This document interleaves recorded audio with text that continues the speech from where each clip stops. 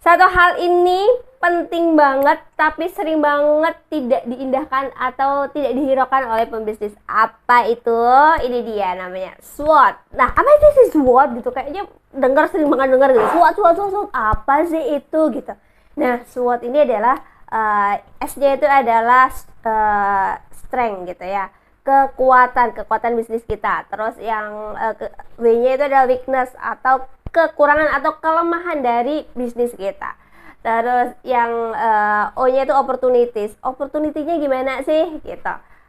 Peluangnya seperti apa sih bisnis yang kita jalanin atau bisnis yang sedang kita jalani. Terus itu apa sih gitu. Terus itu adalah ancaman produk kita akan gagal kalau atau bisnis kita akan gagal kalau gitu ya, karena ada ancaman kalonya itu, ada ancamannya itu.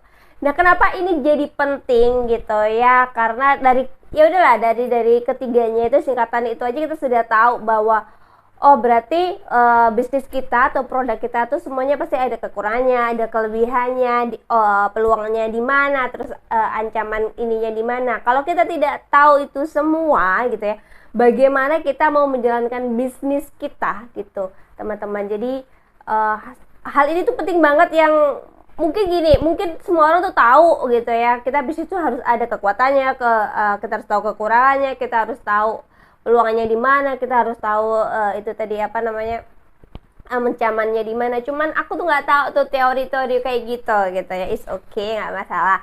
Nah, tapi pada kesempatan kali ini tuh aku mau bahas SWOT ini gitu ya, bukan secara menyeluruh, tapi lebih kepada bisnis fashionnya. Gimana sih SWOT bisnis fashion gitu, aku tuh nggak paham gitu. Oke, aku nanti akan bahas nih SWOT tentang bisnis fashion. Oke, kita mulai dari S-nya dulu ya, strength-nya dulu, kekuatannya dulu.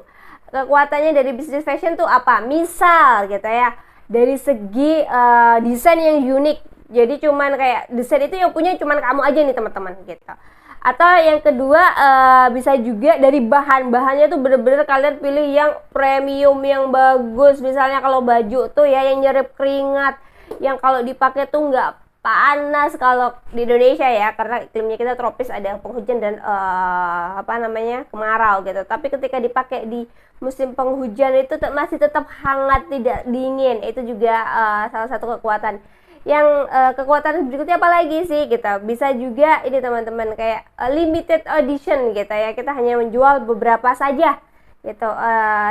Kita mengeluarkan produk ini tuh hanya misalnya 10 pieces atau cuma satu bahkan gitu ya.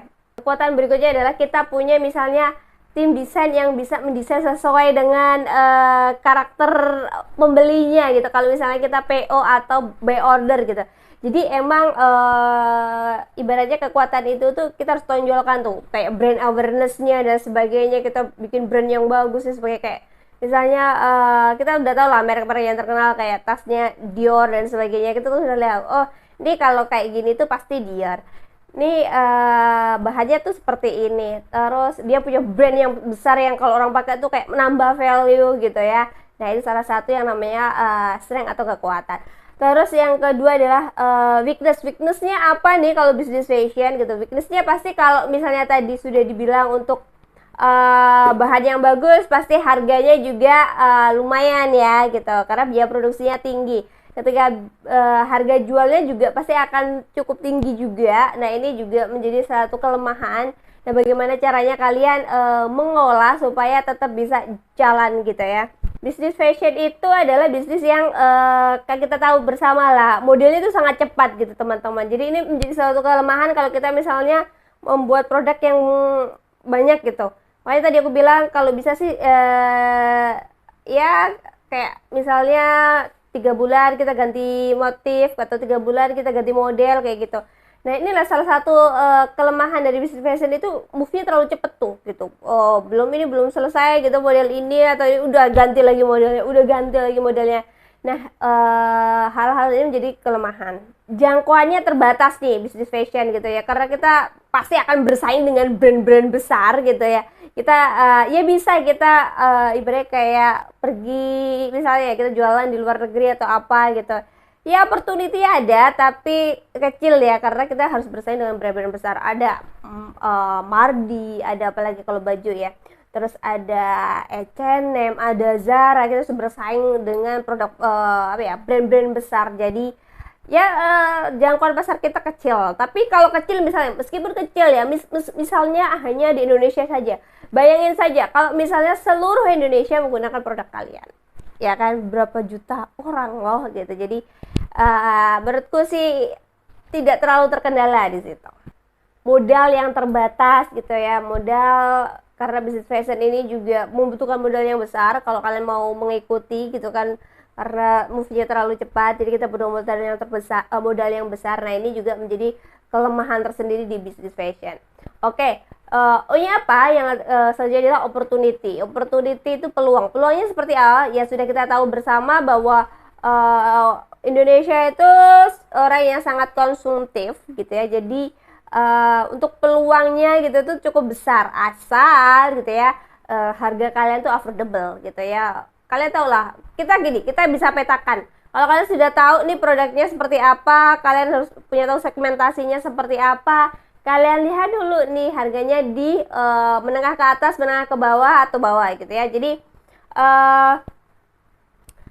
kalian tuh juga segmentasinya, kalian cek dulu orang yang menengah ke bawah tuh berapa, orang menengah ke atas tuh berapa. Nah, kalian bisa lihat tuh, oh gimana caranya bisa menjangkau seperti itu.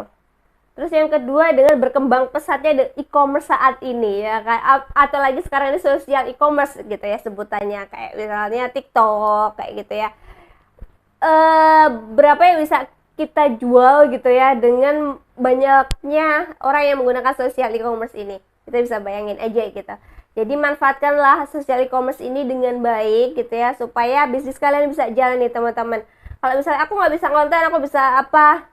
Kita banyak belajar. Nanti kita belajar deh gimana bikin sosial media kalian itu, sosial e-commerce kalian itu bisa dijangkau. Cuman nanti ini di video selanjutnya aku akan membahas mengenai SWOT-nya dulu gitu. Yang selanjutnya adalah yang tanya terus ancaman. Ancamannya apa? Pasti ini dengan adanya sosial e-commerce ini, dengan adanya pasar global ini gitu ya, produk-produk dari luar negeri dengan harga yang jauh lebih murah gitu ya, akhirnya dia menjadi mengancam kita sendiri, mengancam produk kita gitu atau bisnis kita. Nah, pintar-pintarnya kita aja untuk bersaing dengan produk dari luar negeri ini dengan harga yang jauh lebih murah teman-teman. Itu baru persaingan global dari luar negeri ya, belum juga persaingan kita di dengan produk-produk dalam negeri yang sama, dengan ya bisnis-bisnis yang sama gitu. Jadi memang cukup challenging nih bisnis fashion ini. Misalnya juga ada beberapa inflasi yang terjadi di Indonesia beberapa tahun belakangan ini, bukan tahun ya, mungkin bulan belakangan ini gitu ya, yang menyebabkan daya beli masyarakat jadi turun otomatis. Kalau misalnya kita ke middle up gitu ya, bisnis kita di middle up gitu ya, kita pasti akan mengalami penurunan gitu. Jadi itu adalah menjadi salah satu ancaman buat kita berbisnis teman-teman. Kalau bisnis fashion itu tidak jauh-jauh lagi juga dengan desain, peniruan desain atau plagiat desain gitu. Jadi banyak sekali nih kalau kita lihat gitu ya, brand-brand besar gitu ya, banyak sekali yang dicontoh gitu modelnya, motifnya gitu ya, dengan dijual dengan harga jauh lebih murah gitu. Entah itu KW1, KW super, KW apalah gitu istilahnya gitu ya. Memang dunia fashion ini ancamannya cukup lumayan banyak nih soal plagiat desain ini teman-teman. Nah, untuk mengatasi itu semua gitu ya, tadi kelemahannya, ancamannya, bagaimana ya, kita pintar-pintarnya aja sih teman-teman untuk mana sih kelemahannya, tutupi dengan kekuatannya, mana sih ancamannya, kita cari solusinya, seperti itu teman-teman.